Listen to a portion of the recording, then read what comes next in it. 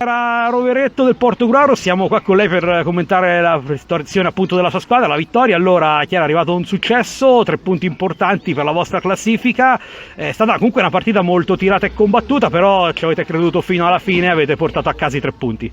Sì, diciamo che è stata una partita molto dura, lo sapevamo. È da qualche settimana che ci stiamo preparando allo scontro perché insomma è stata dura, lo sapevamo, però eravamo preparate e l'abbiamo affrontata nel modo migliore. Ci mancava anche il mister in panchina e ci mancherà anche per le prossime partite, quindi insomma abbiamo molte motivazioni per fare sempre meglio, ecco. Ecco, poi il tuo gol è stato molto importante perché ha sbloccato il match, tra l'altro ecco, una punizione da lontano, quindi sicuramente un ottimo piede, un piede educato come si suol dire. Dicono. No, diciamo che era da qualche partita che ci provavo e oggi è andata bene, è entrata, è stato bello.